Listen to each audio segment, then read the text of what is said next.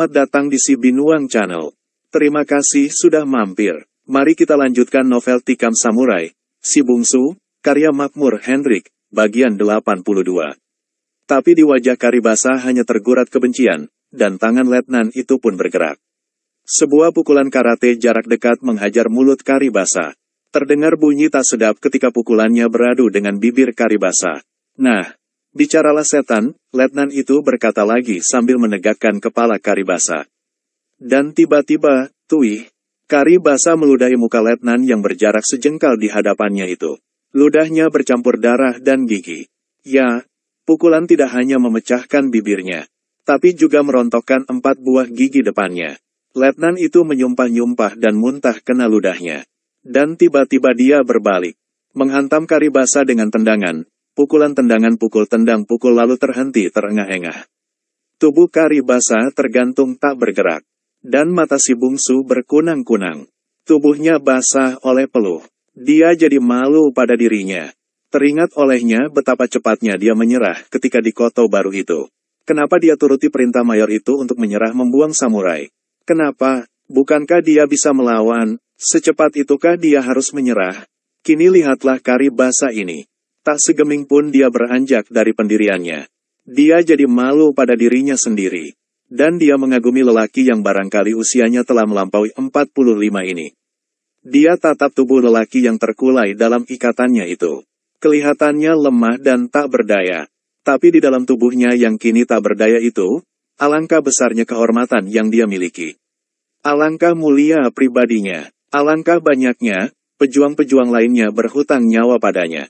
Sekali saja dia buka mulut, mengatakan salah seorang di antara Gyugun itu ikut dalam gerakan mereka, bisa dipastikan bahwa Gyugun yang lain akan bisa digulung dan dihukum tembak. Si bungsu berani bertaruh.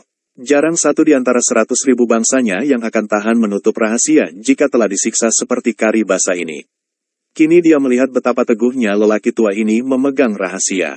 Betapa teguhnya, tak tergoyahkan oleh pukulan kayu. Tak tercabikkan meski oleh cabutan kuku. Dan tak beranjak meski bibir dan giginya rontok. Hari sudah pagi, mari kita tinggalkan dia, letnan itu berkata. Mereka bersiap untuk pergi. Letnan itu berhenti, kemudian menoleh pada si bungsu. Beberapa saat lagi giliranmu bungsu. Engkau telah banyak menimbulkan korban di antara bala tentara Tenno Heika. Apa yang akan kau terima jauh lebih nikmat daripada yang diterima Karibasa. Nah, bersiaplah menjelang kami datang. He. Dan Kempetai itu kembali lenyap di balik pintu kayu betulang besi dan berbingkai beton di ujung kamar tersebut. Tinggallah kini si bungsu dan Karibasa sunyi cahaya lampu listrik yang menggantung tinggi di langit-langit terowongan bersinar suram. Menerangi kamar tahanan mereka yang berukuran 4 kali meter tersebut. Si bungsu meneliti ruangan itu. Meneliti kalau dia bisa menyelamatkan diri. Ya, inilah saatnya untuk berusaha lepas. Sementara Kempetai keparat itu pergi.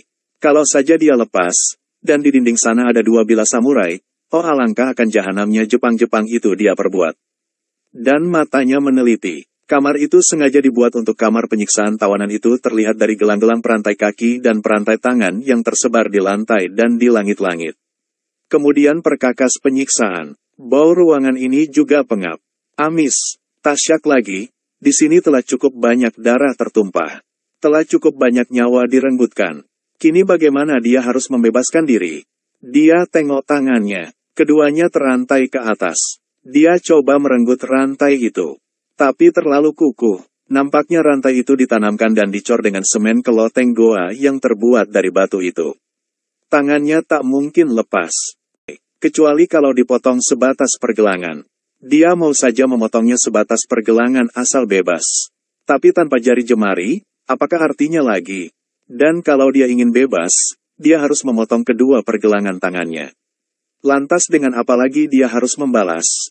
Dia teringat pada bayangan tatkala datuk penghulu akan rubuh. Ya, dia ingat kini. Ekspresi dan sinar mata orang tua itu seakan-akan berkata, jaga dirimu baik-baik nak. Tetaplah bertahan untuk hidup. Jangan menyerah pada penjajah. Tuhan bersamamu. Masih bersama Si Binuang Channel.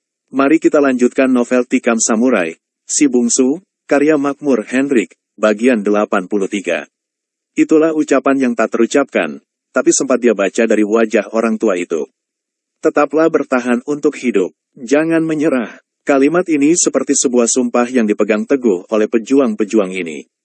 Matanya melirik pada Karibasa. Ketubuhnya yang terkulai. Tapi jelas dadanya beralun perlahan. Dia masih hidup. Sekurang-kurangnya dia kini tengah bertahan untuk tetap hidup. Dan dia tak menyerah pada penjajah. Betapapun siksaan yang dia terima. Dia tak menyerah ya. Betapapun penderitaannya. Namun Karibasa tak pernah menyerah untuk membuka rahasia. Dan dia juga tengah bertahan untuk hidup. Perlahan-lahan, semangat untuk takkan menyerah. Semangat untuk berusaha agar tetap hidup muncul menguat pada dirinya. Berhasil atau tidak dia melepaskan diri dari belenggu ini, betapapun jua dia harus bertahan untuk tetap hidup. Harus. Tapi di samping itu dia juga harus berusaha untuk membebaskan diri. Harus. Dia tak boleh menyerah. Tak boleh menanti sampai Jepang-Jepang itu datang menyiksa dirinya. Dia harus bergerak. Dia menatap ke kakinya. Kakinya dimasukkan ke sebuah gelang yang dikunci. Gelang itu dihubungkan dengan dua buah mata rantai yang kukuh, ditanamkan ke lantai yang juga dicor dengan beton. Dia menarik nafas, menggoyangkan kaki, menggoyangkan tangan. Tak ada harapan pikirnya. Ya, tak ada harapan. Sebuah suara yang amat perlahan mengejutkannya. Dia menoleh pada Karibasa. Tapi lelaki itu masih terkulai. Diakah yang bicara? Tak ada harapan untuk dapat melepaskan diri. Kembali ada suara, dan suara itu jelas suara Karibasa. Pak Kari, katanya heran. Ya, sayalah yang bersuara bungsu. Saya memang tak melihat engkau, mata saya kabur. Bahkan untuk bernafas pun saya susah. Namun telinga saya dapat menangkap bunyi gemerincing rantai karena engkau goyang. Dan saya bisa menduga, engkau pastilah tengah mencari-cari jalan untuk membebaskan diri. Saya tahu itu dengan pasti, sebab saya juga telah melakukan sebelum engkau dimasukkan kemari. Dan seperti yang engkau lihat, usaha saya sia-sia. Karibasa terdiam, si bungsu juga terdiam. Dia terdiam karena kekagumannya pada daya tahan lelaki di depannya itu. Rantai ini terlalu besar bungsu, dan ditanamkan dalam-dalam di lantai serta di loteng. Sebelum dicor dengan semen, diberi bertulang besi. Tak ada harapan memang. Karibasa bicara lagi. Si bungsu tak bicara. Sebenarnya banyak yang ingin dia katakan. Tapi dia tak mau mengatakannya. Dia tak mau melawan Karibasa bicara. Dia ingin agar orang tua itu istirahat. Dia sangat mengasihani lelaki tersebut. Dan Karibasa akhirnya memang terkulai diam. Pingsan lagi. Penderitaannya benar-benar sempurna. Kakinya berlumur darah setelah 10 kuku jarinya dicabuti. Dia muntah beberapa kali setelah perutnya dihantam dengan potongan kayu sebesar lengan. Dan mulutnya berdarah, giginya copot dihantam pukulan karate. Namun pejuang yang tak banyak dikenal ini, alangkah teguhnya pada pendiriannya. Dan memang tak ada jalan untuk melepaskan diri dari belenggu di kaki dan di tangan si bungsu. Karibasa memang berkata benar. Meski segala usaha telah dia jalankan, namun itu hanya menambah penderitaannya saja. Pergelangan tangannya lecet dan berdarah karena usahanya itu. Dan ketika ketiga Kempetai yang menyiksa Karibasa itu muncul lagi dengan menyeringai si letnan berkata, "Hahem, ingin lari ya? Ingin lari hei. Seringainya amat buruk, tapi yang lebih buruk lagi adalah perlakuan setelah itu. Si bungsu, seperti halnya Karibasa, dipaksa untuk mengatakan siapa-siapa saja yang diketahuinya mengorganisir perlawanan terhadap Jepang. Siapa saja teman Datuk Penghulu. Siapa saja yang telah dihubungi mereka dalam Gyugun. Apakah Engku Syafei di kayu tanam, Encik Rahman El Yunusiyah di Padang Panjang termasuk ke dalam orang-orang yang menyusun kekuatan ini? Masih bersama si Binuang Channel. Mari kita lanjutkan novel Tikam Samurai, Si Bungsu, karya Makmur Hendrik, bagian 84. Kemudian kepadanya dibacakan pula sederet nama Gyugun seperti yang dibacakan pada Karibasa. Berlain dengan Karibasa yang selalu menggeleng, maka si bungsu hanya menatap dengan pandangan dingin pada ketiga Kempetai itu. Tak pernah menggeleng sekalipun, tak pernah mengangguk sedikit pun dan ketiga Kempetai itu mengerjakannya dengan sempurna pula. Ketiga mereka nampaknya dilatih untuk menjadi orang-orang yang tak mempunyai kemanusiaan. Dalam ketentaraan nampaknya memang dididik orang-orang seperti mereka. Gunanya untuk bahagian interogasi. Dan ketiganya spesialis penyiksaan ini sambil tertawa gembira, sambil menyeringai buruk, mempermak tubuh si bungsu. Tahap pertama, Si kopral mempergunakan tubuh si bungsu yang terikat itu sebagai sebuah karung latihan. Yaitu karung yang diikatkan dan diisi dengan pasir. Bagi siswa-siswa bela diri, karung seperti ini dinamakan sansak dakam dunia tinju atau pemakiwara dalam dunia karate, dipergunakan untuk melatih tendangan dan pukulan. Nah, itulah kini fungsi tubuh si bungsu. Kopral itu beberapa kali melambung yang diakhiri dengan mendaratnya tendangannya di perut dan di dada si bungsu. Letnan itu mempergunakan buku tangannya untuk menghajar wajah anak muda tersebut. Si bungsu berusaha untuk tak memekik. Kendati terpaksa mengeluh beberapa kali saking amat sakitnya. Kemudian muntah. Isi perutnya keluar bersama darah kental. Tubuhnya kemudian diguyur dengan air. Ketika sadar, dia lihat letnan itu sudah memegang samurai. Hei kau kabarnya mahir dengan samurai. Kini kau lihat pula permainan samuraiku. Sehabis ucapannya, samurai itu berkelebat cepat. Si bungsu menggigit bibir agar tak memekik kesakitan. Pakaiannya segera saja cabik-cabik disambar ujung samurai si letnan. Dan bersamaan dengan itu, dadanya, wajahnya, perutnya robek-robek. Darah mengalir dengan deras dari bekas lukanya. Siram, perintah si letnan. Kopral yang sama-sama sadisnya dengan si letnan itu mengambil air bekas pengacau semen. Kemudian menyiramkannya pada tubuh si bungsu yang penuh luka itu. Ya, Tuhan, benar-benar Tuhan saja yang mengetahui betapa menderitanya anak muda tersebut. Bayangkan, tubuh yang penuh luka disiram dengan air pengacau semen pedih dan sakit sekali. Sakitnya mencucuk-cucuk ke hulu jantung yang paling dalam, menyelusup ke seluruh pembuluh darah, ke seluruh sumsum. Namun siksaan itu berlanjut terus, menyebabkan si bungsu harus menggigit bibir sampai berdarah. Dia tak ingin menjerit, tak ingin. Ada dua hal yang dia jaga. Pertama, dia tak mau Karibasa sampai terbangun dari pingsannya mendengar jeritannya. Dia ingin memberi istirahat pada orang tua yang dia hormati itu. Sebab kedua kenapa dia tak mau menjerit adalah karena malu pada Karibasa. Kalau orang tua itu sendiri tak menyerah, kenapa dia harus menunjukkan kelemahannya dengan menjerit? Meskipun dengan siksa yang dia terima sebenarnya dia ingin menjerit setinggi langit, namun dia paksa untuk menahannya.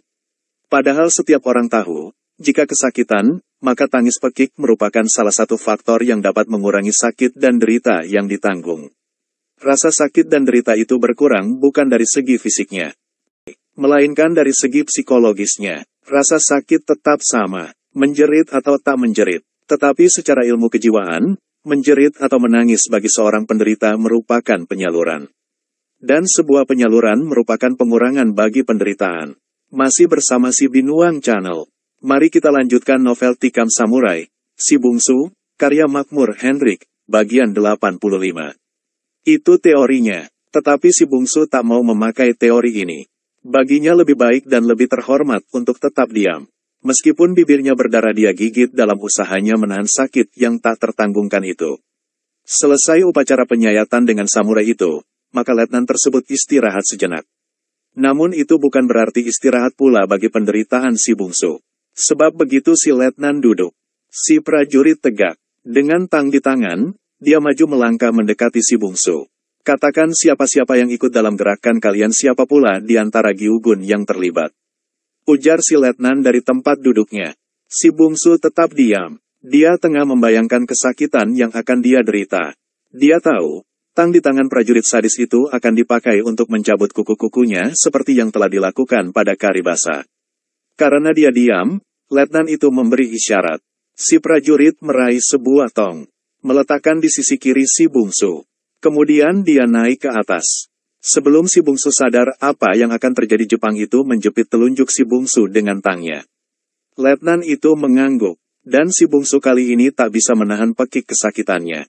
Tak bisa betapa dia akan mampu menahan rasa sakit, kalau tulang telunjuknya itu dipatahkan dengan jepitan tang. Mengakulah, si bungsu hanya mengerang kecil. Dan kali ini jari tengahnya dapat giliran dipatahkan. Dan kembali dia memekik. Mengakulah, si bungsu hanya mengeluh dan mengerang. Air matanya membasahi pipinya. Dan jari manisnya mendapat giliran. Dia kembali memekik. Pada pekik yang ketiga ini, Karibasa mengangkat kepala. Dan dia melihat betapa tubuh anak muda itu berlumur darah. Pakaian dan sebahagian dagingnya robek-robek. Persis kerbau yang selesai dikerjakan di rumah jagal. Mengakulah, si bungsu tetap bungkam. Dan kembali kelingkingnya dipatahkan. Si bungsu memekik. Namun dia tetap diam, tak mau membuka rahasia. Tahan, tiba-tiba ada suara. Dan yang bersuara tak lain daripada Karibasa. Letnan itu menoleh padanya. Kau mau mengaku? Baik, saya mengaku. Tapi lepaskan anak muda itu. Dia tak bersalah. Oh, kau kenal padanya ya? Justru karena saya tak kenal makanya dia harus dibebaskan. Dia tak ada sangkut pautnya dengan perjuangan kami. Kami tak mengenalnya. Si bungsu menatap Karibasa. Apakah ini semacam penyingkirannya dari kalangan pejuang-pejuang ini? Apakah Karibasa berkata begitu karena si bungsu juga pernah berkata begitu ketika rapat di Birugo dahulu? Ketika pertanyaan begitu berkecamuk dalam pikiran si bungsu, Karibasa sekilas menatap padanya. Dan dari cahaya mata lelaki tua itu, dia dapat menangkap bahwa Karibasa hanya membuat siasat. Namun kelegaan hatinya segera lenyap ketika letnan itu berkata, Hei, tak ada sangkut paut kalian. Kalian saling tak mengenal. Hei, bukankah kalian sama-sama hadir ketika rapat di Birugo dahulu? Bukankah kau punya hubungan dengan Datuk Penghulu? Nah, dari situ dapat ditarik kesimpulan bahwa kalian punya hubungan. Jangan kami pula hendak kalian bohongi. Dan kali ini penyiksaan dilakukan berbarengan. Si prajurit mengerjakan tubuh si bungsu, si sersan mengerjakan Karibasa. Kedua serdadu sadis ini lihai dalam pekerjaannya. Meskipun korbannya sudah remuk redam, sudah cabik-cabik, tapi mereka jaga agar si korban tak segera mati. Mereka amat ahli dalam hal ini. Bagaimana menyiksa tawanan sampai separuh mampus, bahkan terkadang sampai 3/4 mampus, tapi tetap saja tak sampai mampus. Itulah penderitaan yang ditanggung oleh kedua orang itu. Masih bersama si Binuang Channel. Mari kita lanjutkan novel Tikam Samurai, Si Bungsu, karya Makmur Hendrik, bagian 86. Si bungsu sudah hampir mampus ketika dia dengar suara letusan. Letusan sekali, 2 kali, 3 kali. Dia merasa dirinya amat luluh. Dirinyakah yang kena tembak? Karibasakah? Dia tak merasakan sakit karena seluruh tubuhnya adalah sakit itu sendiri. Dia tak merasa menderita karena tembakan itu karena dirinya adalah puncak dari penderitaan itu sendiri. Dan dia pun terkulai. Sampai di sini ajalku, bisiknya. Dan dia juga yakin bahwa bersama ajalnya, orang tua yang bernama Karibasa itu pun tamat pula lah riwayat hidupnya. Namun tak demikian terjadi. Teman-teman Datuk Penghulu dan Karibasa mengetahui penangkapan terhadap kedua orang itu. Perintah langsung dari Engku Syafei menyuruh membebaskan mereka. Sebuah pasukan khusus yang beruniform beranggotakan 11 orang segera diberangkatkan. Mereka mempergunakan beberapa bedil dan pistol yang selama ini secara diam dicuri atau dibeli dengan sangat rahasia. Bahkan ada beberapa bedil peninggalan Belanda. Tugas untuk mengetahui di mana kedua orang ini ditahan diserahkan pada Tai, Kapten Dahlan Jambek. Namun untuk menemui kapten ini bukan main sulitnya. Jepang memang telah mencium adanya gerakan pribumi yang akan menentang penjajahan. Karena itu setiap anggota Gyugun, mulai dari prajurit sampai para perwira diawasi dengan ketat. Hanya dengan sangat susah payahlah Tai Dahlan Jambek bisa berhubungan dengan teman-temannya. Namun setelah 2 hari berusaha, Dahlan Jambek masih belum berhasil mengetahui di mana kedua orang itu ditawan. Para pimpinan tentara Jepang nampaknya memang telah waspada sejak semula pertama menjejakkan kakinya di Indonesia. Mereka sudah menduga bahwa lambat laun perlawanan dari penduduk-penduduk setempat kepada para penjajah pastilah akan timbul. Karena itu para Gyugun yang berasal dari pemuda-pemudi Indonesia tak pernah ditugaskan di proyek-proyek militer yang vital. Dan di Bukit Tinggi mereka tak pernah ditugaskan di bawah kota yang sedang digali itu. Yang bertugas mengawasi pekerjaan atau mengawasi pemasukan amunisi hanyalah bala tentara Jepang asli. Karena itu Dahlan Jambek dan kawan-kawannya para Gyugun yang lain tak pernah mengetahui secara mendetail tentang situasi terowongan itu. Masih bersama si Binuang Channel. Mari kita lanjutkan novel Tikam Samurai, Si Bungsu, karya Makmur Hendrik, bagian 87. Dia berusaha keras untuk mengetahui ruangan-ruangannya, tapi akhirnya dia menyerah. Tak mungkin untuk mengetahui secara terperinci, apalagi dengan pengawasan yang ketat dari Kempetai terhadap Gyugun. Pada hari kedua, yaitu pada batas waktu yang diberikan, kapten ini memberikan laporan akhir tentang penyelidikannya. Isi laporan itu, tak mungkin untuk menyelidiki terowongan itu dengan cara intelijen. Tapi saya yakin, kedua mereka ditawan dalam salah satu kamar di dalam terowongan tersebut. Sebab beberapa tawanan sekutu juga dibawa ke sana. Untuk mengetahui di mana mereka ditahan, satu-satunya jalan adalah menangkap dan memaksa salah seorang Kempeitai yang pernah membawa tawanan ke sana. Saya akan mengatur jebakan, sediakan orang yang akan menanyainya. Dan surat yang disampaikan melalui kurir beranting itu, akhirnya dilaksanakan. Seorang sersan Kempeitai dengan cara yang sangat halus berhasil dijebak di kampung Cina ketika sedang minum-minum sake dan memeluk seorang perempuan. Perempuan itu dia bawa ke hotel. Di tangga hotel yang teram-temaram keduanya dipukul hingga pingsan. Si perempuan yang berkulit hitam manis dibiarkan tergolek di sana. Si sersan dibawa dengan sebuah truk ke sebuah tempat. Dari mulut sersan inilah diketahui detail kamar tawanan tersebut. Semula si sersan tak mau mengaku, tapi ketika sebuah jari tangannya dipatahkan meniru kekejaman Kempeitai, sersan itu menyerah. Lalu membuka rahasia kamar tawanan itu. Dan ketika pengakuannya selesai, dia terkejut tak kala melihat seorang perwira Gyugun masuk rumah itu.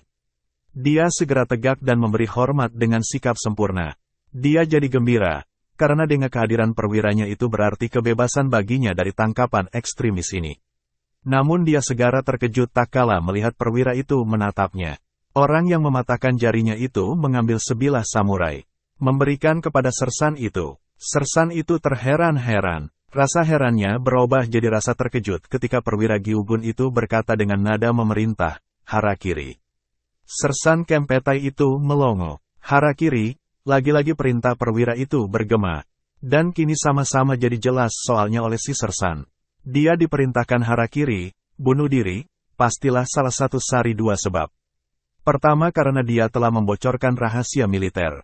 Kedua karena perwiranya ini berada di pihak orang yang menangkap dan mematahkan jari tangannya. Dan dia menduga, bahwa sebab kedualah yang paling besar kemungkinannya. "Tai," katanya lagi.